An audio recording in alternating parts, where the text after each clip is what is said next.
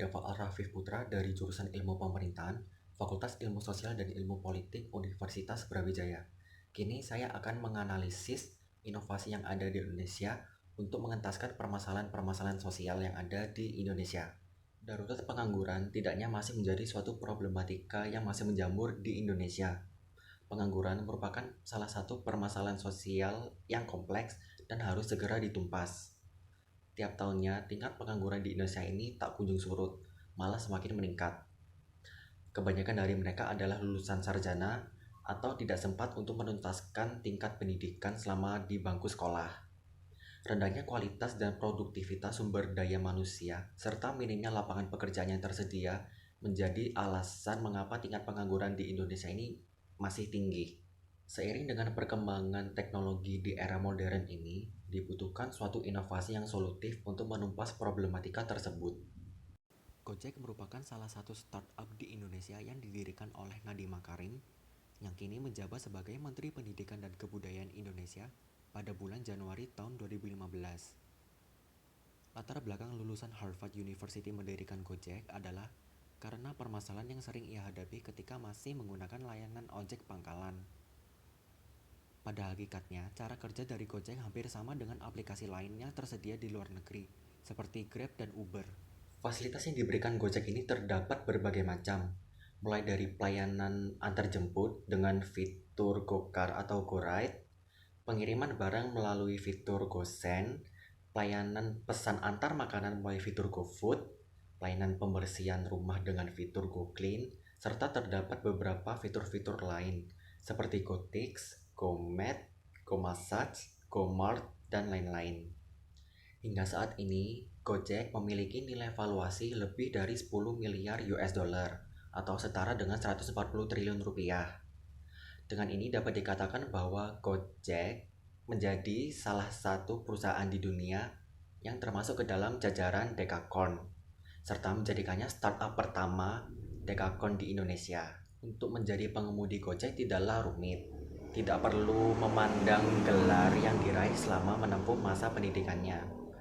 Jadi lulusan SMA pun bisa menjadi pengemudi Gojek atau mitra Gojek asalkan memenuhi kualifikasi seperti memiliki smartphone, akun email, KTP aktif, SIM dan STNK aktif, serta SKCK sesuai ketentuan masing-masing. Berdasarkan penelitian yang telah dilakukan oleh Lembaga Demografi Fakultas Ekonomi dan Bisnis Universitas Indonesia tentang kehadiran Gojek terhadap perekonomian Indonesia pada tahun 2017, Gojek dinilai telah mampu menekan tingkat pengangguran dengan membuka lapangan kerja baru di Indonesia. Hasil survei yang dilakukan oleh LDFEB UI menunjukkan bahwa sebesar 75% mitra pengemudi hanya lulusan SMA atau sederajat. 15% adalah lulusan sarjana dan sisanya merupakan lulusan SD atau SMP. Kemudian, sebesar 78% dari mereka memiliki tanggungan dalam memenuhi kebutuhan hidupnya.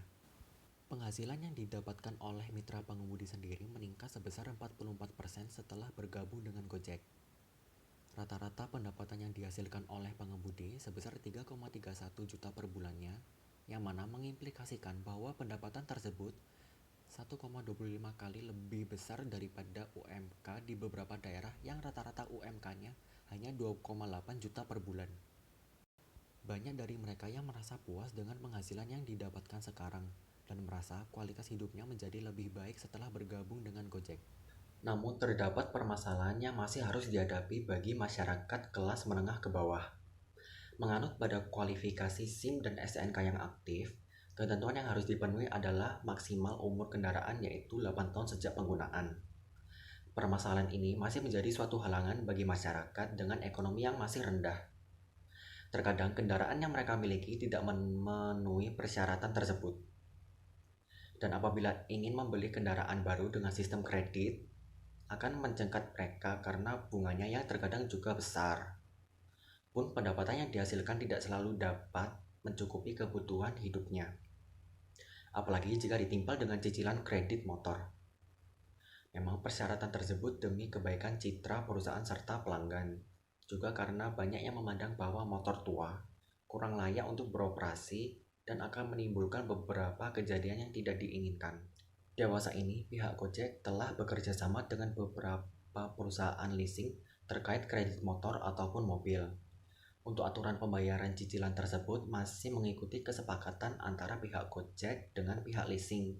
Sementara penghasilan yang diraih oleh tiap pengemudi ini berbeda-beda dan fluktuatif atau tak tetap, tergantung bidnya atau orderan yang didapatkannya. Mekanisme yang saya anjurkan adalah mengadakan kesepakatan antara pihak Gojek dengan mitra pengemudi mengenai perhitungan angsuran per bulannya dengan melihat performa serta pendapatan yang diraihnya.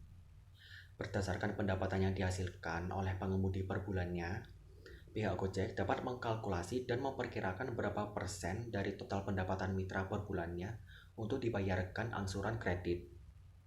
Persenan tersebut kemudian akan dipotong sendiri oleh pihak Gojek untuk dibayarkan kepada pihak leasing. Kemudian, solusi lain adalah pihak Gojek mempertimbangkan kembali persyaratan menjadi mitra pengemudi dengan kondisi ekonomi mereka. Persyaratan yang mungkin bisa direvisi sedikit adalah pengemudi wajib memiliki kendaraan dengan kondisi mesin yang masih bekerja dengan baik, serta dilakukan servis secara rutin. Mungkin cukup sekian analisis mengenai inovasi sosial yang ada terhadap penumpasan permasalahan sosial di Indonesia, serta pemberian solusi terhadap hambatan-hambatan yang mungkin dilandanya. Terima kasih atas perhatiannya. Wassalamualaikum warahmatullahi wabarakatuh.